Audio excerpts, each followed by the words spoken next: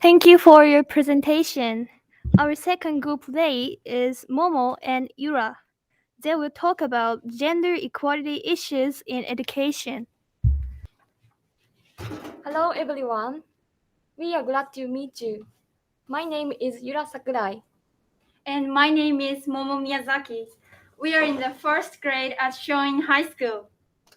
Today, we are talking about three gender equality issues within Japanese education.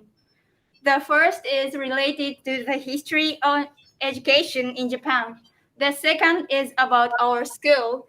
And finally, we will introduce some people driving gender equality in Japan. Our first point is about the history of education in Japan. Around 300 years ago, there were schools for regular people, including both boys and girls, to learn reading, writing, and basic math. In addition, there were places for boys to continue their education after graduating from school. But there were nowhere for girls to study. In fact, not many girls went to school at the time. The main reason for this was that the price of education was high, and people thought women should focus on housework instead of study. Many people also thought studying would bring unhappiness to women.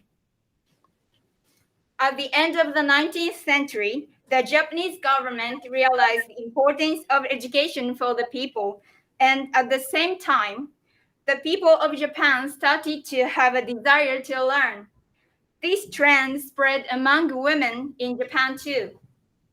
This graph shows how the number of girls going to school increased from 1895. At that time, there was no middle-level education for girls because women only worked in the home, so it was thought that they didn't need normal education. Around 120 years ago, middle-level education for girls was finally thought to benefit society, and institutes were established in Japan. After World War II, boys and girls mixed schools became more common, and women's rights in the workplace also improved. As a result, higher level education opportunities for girls began to develop. The second is about our school. Shoin was founded in 1917 by Mori Heizo. At that time, there was a democratic movement to reform and improve society, especially the laws of women.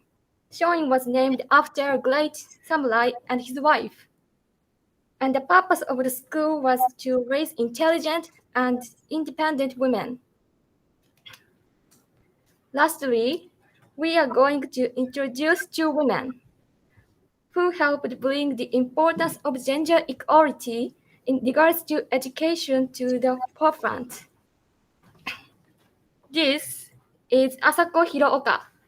She established Japan Women's University and played a huge role in developing and promoting education for girls. This is Hanako Muraoka.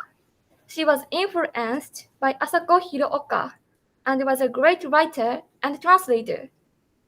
She was an influential figure in Japanese literature and in particular girls and women, and translated Anne of Green Gables into Japanese.